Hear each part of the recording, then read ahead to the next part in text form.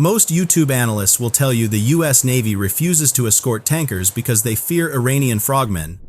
But ask any naval warfare veteran about this cinematic myth, and they will undoubtedly laugh at the proposition. An 18-knot moving tanker navigating treacherous currents makes that Hollywood scenario totally impossible. The real reason the most powerful navy in history holds back is not a fundamental lack of tactical capability. It is a highly calculated and multi-billion-dollar strategic choice that changes how you view modern warfare. Why risk a $2 billion Arleigh Burke-class destroyer to protect a commercial shipment of crude oil? Especially when that exact same oil is heading straight to fuel the Chinese military-industrial complex now. The United States is actively playing a completely different geopolitical game in this volatile global region. Today, we are rigorously breaking down the brutal math of asymmetric warfare inside the Strait of Hormuz choke point. If you think escorting is a simple geometry problem, this advanced analysis will break that assumption apart. We will decode exactly why the most advanced warship in the world becomes a massive liability in narrow waters. Subscribe to our channel because the mathematical reality of this conflict is about to get extremely uncomfortable. Right now, international crude oil prices are facing immense pressure as Iran threatens this crucial maritime route. Across social media platforms, millions of confused people are constantly asking the exact same strategic question. Why does the United States Navy not simply deploy their massive fleet to escort the vulnerable tankers safely through? The logic sounds completely bulletproof to the average civilian observer who lacks proper military background knowledge. You just park an Aegis destroyer right next to each supertanker to provide an impenetrable defensive shield for them. The destroyer carries 96 missile cells alongside the absolute most advanced air defense radar on the planet. It features complex sensors that can effortlessly track a ballistic warhead traveling high up within the exosphere. According to this flawed mainstream logic, the problem gets solved immediately as tankers move and the oil flows. However, here is the harsh physics reality that absolutely nobody in that entire public debate truly understands. To truly grasp this immense tactical failure, we must first understand the brutal geometry defining the Strait of Hormuz choke point. The entire geographical passage measures roughly 21 nautical miles across at its absolute narrowest physical pinch point. However, the massive commercial ships passing through simply do not have 21 miles of navigable open water to work with here. An internationally mandated traffic separation scheme tightly confines all commercial vessel transit into a heavily restricted zone. This leaves an inbound transit lane that is exactly 2 nautical miles wide alongside a 2-mile buffer and a 2-mile outbound lane. These colossal tankers are forced to travel single file inside a treacherous ribbon of water narrower than many airport runways. Inside this terrifyingly tight maritime corridor operates the Very Large Crude Carrier, or VLCC, backbone of global energy transit. These massive commercial engineering marvels are over 1,000 feet long and routinely carry 2 million barrels of crude oil. A fully loaded VLCC vessel easily displaces up to 300,000 long tons of mass as it slowly navigates the perilous waters. You must carefully think about what that astonishing physical mass practically means for basic naval maneuverability in a crisis. The emergency stopping distance for a fully loaded VLCC is traditionally measured in nautical miles rather than just hundreds of feet. Its standard turning radius physically spans thousands of feet across the water surface during normal, peaceful maritime operations. Cruising at a typical sea speed of 15 knots requires several agonizing minutes for the heavy crew just to initiate a course change. Furthermore, at 15 knots, a massive VLCC moves at less than half the top speed of the Arleigh Burke destroyer sailing beside it. While the general public fixates on the terrifying prospect of stealthy frogmen and underwater mines, the reality is entirely different. You have likely seen the dramatic footage of the IRGC patrol boats removing unexploded magnetic devices from the damaged tanker hulls. A standard limpet mine is simply a shaped explosive charge with powerful magnets that a diver attaches directly against the steel plating. Many amateur analysts waste endless hours explaining the complex physics of high-pressure gas bubbles and devastating focused water jets. However, the US Navy fully understands that the idea of the limpet mine is primarily utilized as a highly effective psychological weapon. These simplistic underwater explosive devices are extremely cheap and terrifying, and they easily generate massive mainstream media panic. But against a massive warship transiting at combat speeds through treacherous currents, a solitary diver becomes tactically insignificant. Advanced fleet units possess highly capable swimmer detection systems that would instantly neutralize any stealthy underwater infiltration. Therefore, we must completely stop pretending that a single scuba diver is the primary reason why naval escorts are currently unavailable. Now we must systematically dismantle the most absurd technical fallacy presented by mainstream geopolitical commentators. They desperately want you to blindly believe that these massive commercial vessels are completely defenseless targets. The original analysis confidently claimed their hull plating is as thin and fragile as a standard civilian pickup truck. They falsely argue that a single anti-ship missile penetrating that half-inch steel would cause a catastrophic sinking. But military history and modern naval engineering completely expose this amateur theatrical dramatization as pure fiction. Many overlook the crucial fact that modern tankers are absolutely not the fragile targets they were in the 1980s. Following the catastrophic maritime disasters of the past, global maritime regulations were aggressively rewritten forever. The international community aggressively implemented the post-tanker war mandated dual-hull construction for all vessels. This revolutionary architectural mandate fundamentally changed the entire physical survivability of the global energy fleet. Today, every single supertanker transiting the dangerous strait features heavily reinforced double layers of solid steel. A small drone strike or a rudimentary magnetic explosive charge will certainly cause highly expensive logistical damage. However, this minor structural breach is highly likely to just be an economic inconvenience rather than a total hull loss. The internal blast-resistant compartmentalization prevents the devastating, cascading failures seen in older single hulls. You cannot instantly sink a modern dual-hull giant with the extremely cheap weapons typically utilized by insurgent groups. The true danger, mathematically threatening these massive floating energy reserves, comes from a significantly larger weapon. To truly jeopardize the structural integrity of these modern maritime behemoths, you need massive kinetic energy transfer. You would require heavy anti-ship ballistic missiles carrying warheads weighing well over 1,000 destructive pounds.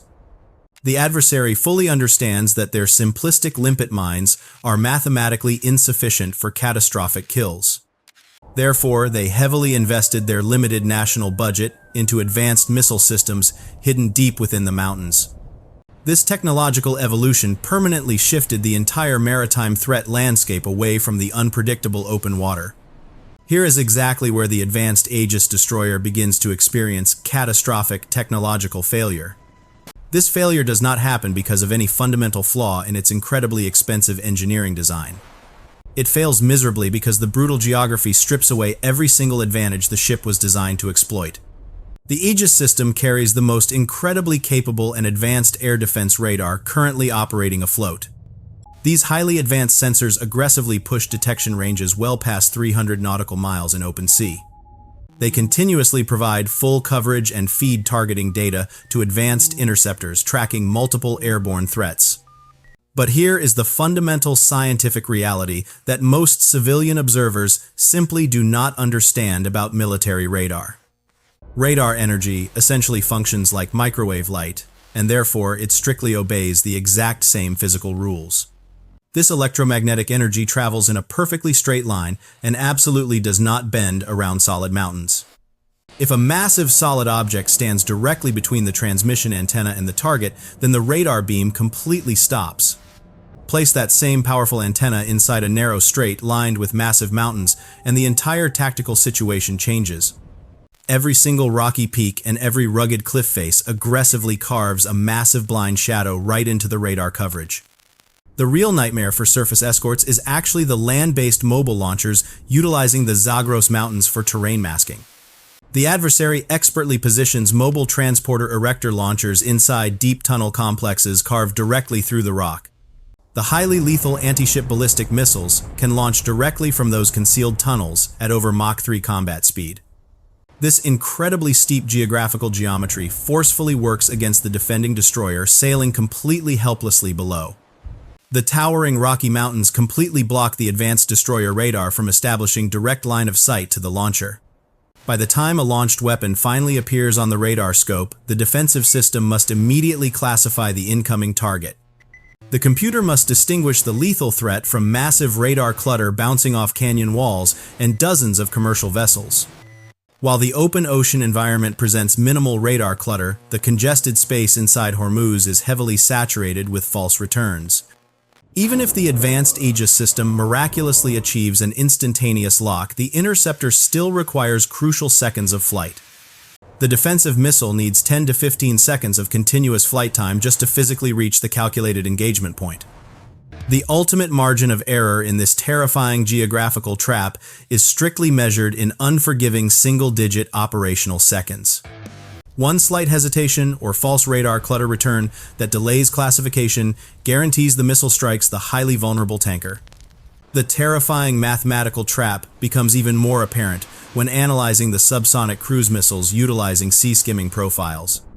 These highly dangerous weapons fly right above the wave tops at Mach 0.9 to evade traditional defensive radar detection. Inside the constrained strait, with terrain reflections masking the approach, the practical detection range collapses to 5 nautical miles. At that specific velocity, a distance of 5 nautical miles mathematically translates to roughly 20 seconds of total reaction time. While early warning systems can track the launch, modern anti-ship cruise missiles switch on their own active terminal phase seekers. These independent terminal phase seekers drastically reduce the reaction time for close-in weapon system defenses to successfully engage. The destroyer defense mechanism becomes completely overwhelmed when multiple autonomous seekers target the enormous commercial vessel hull. The massive commercial vessel completely blocks the line of sight for the defensive cannons mounted on the sophisticated Escort warship. Commanders know perfectly well that an interceptor cannot fly through a friendly ship to destroy an incoming missile threat successfully. When the incoming anti-ship cruise missile specifically targets the vulnerable tanker, the escorting destroyer becomes a helpless spectator. The fundamental laws of geometry dictate that the shielding warship must position itself directly between the deadly weapon and the target. Multiple mobile launch sites strategically hidden along the rugged coastline make perfect defensive positioning absolutely impossible today. In the vast open ocean, an advanced Aegis destroyer completely owns the tactical geometry and dictates the entire defensive engagement. However, once that exact same warship enters the constrained waters of Hormuz, the brutal geographical geometry owns the helpless destroyer. The profound realization that surface warships cannot survive inside the lethal geometry of Hormuz completely rewrote U.S. tactical doctrine forever. Modern naval strategy has fundamentally shifted away from inherently defensive surface escort operations toward highly aggressive airborne overwatch missions. The entire tactical paradigm transformed from passively attempting to shield lumbering targets into aggressively hunting the hidden launch platforms. The primary instrument of this strategic area denial deterrence is the highly sophisticated C-4 ISR network, continuously operating far above the surface. While a $2 billion destroyer is heavily constrained by treacherous terrain, an advanced airborne warning and control system, or AWACS, completely dominates the vertical space. These incredibly advanced high-altitude radar platforms casually orbit thousands of feet above the rugged Zagros mountain range, operating with total impunity. They look directly down into the hidden coastal valleys, permanently eliminating the crucial terrain masking advantage previously enjoyed by Iranian mobile launchers. This incredible vertical reach is further enhanced by an extensive network of highly advanced long-endurance reconnaissance drones constantly patrolling the critical airspace. These unmanned systems continuously scan the hostile coastline, utilizing highly sensitive infrared sensors to instantly detect the specific heat signatures of missile launches. When an Iranian mobile battery dares to expose itself to fire upon a commercial vessel, the airborne network instantly detects the thermal plume.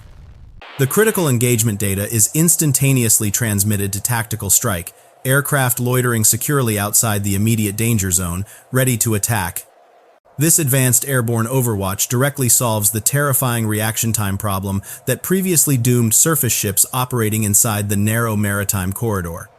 The United States military is absolutely not blindly abandoning these massive commercial vessels to their fiery fate without proper strategic consideration. They simply realize that the only mathematically viable method to protect the shipping lane is by systematically hunting and eliminating the actual terrestrial threats. The ultimate calculation regarding this naval dilemma always returns to the brutal reality of asymmetric expenditure. Firing a highly advanced $2 million interceptor to destroy a cheap drone is highly unsustainable economically. The United States military refuses to blindly accept this highly negative financial trade regarding global shipping. Many international allies desperately demand American protection, but they conveniently ignore shifting energy realities. The American economy has systematically achieved massive domestic energy independence over the last several decades. The massive domestic shale revolution completely transformed the geopolitical landscape of global energy distribution. Domestic petroleum production currently satisfies national demands without relying upon Middle Eastern energy exports. Therefore, the strategic necessity of deploying massive naval assets to manually secure this specific region disappeared. The overwhelming majority of the crude oil transiting through Hormuz is actually destined for Asian and European ports. Deploying an expensive carrier strike group to protect the energy supply of your primary geopolitical rival is absurd. Maintaining an active carrier strike group deployment easily costs the American taxpayer millions of dollars every day. The military planners recognize that risking these invaluable assets provides absolutely zero tangible domestic benefit. The American leadership is utilizing strategic area denial deterrence to intentionally force other nations to step up. If European and Asian economies absolutely require this specific petroleum, then they must provide their own escorts now. The United States Navy simply transitioned from being the global maritime police into serving primary national interests. This fundamental doctrinal shift forces nations heavily dependent on imported petroleum to completely rethink security. They can no longer passively rely upon the unmatched power of the American surface fleet to subsidize their economies. Global maritime security has fundamentally transitioned into a highly complex and multipolar geopolitical responsibility. The era of unquestioned American maritime dominance, serving as a free global utility, has officially reached its conclusion. We must carefully analyze the ultimate geopolitical implication regarding this massive maritime security vulnerability. This situation presents a fascinating scenario for military strategists, analyzing modern great power competition dynamics. An extended military closure of the Strait of Hormuz effectively starves the massive Chinese manufacturing sector immediately. This catastrophic global supply disruption simultaneously leaves the United States economy remaining relatively untouched. The American industrial base would continue functioning perfectly normally despite the massive international energy chaos. This specific vulnerability exposes the severe strategic weakness inherent within the massive Chinese economic expansion model. They are completely reliant upon a vulnerable maritime choke point that they cannot physically defend with their own navy. Therefore, the most profound geopolitical question of our generation demands a highly analytical and honest evaluation today.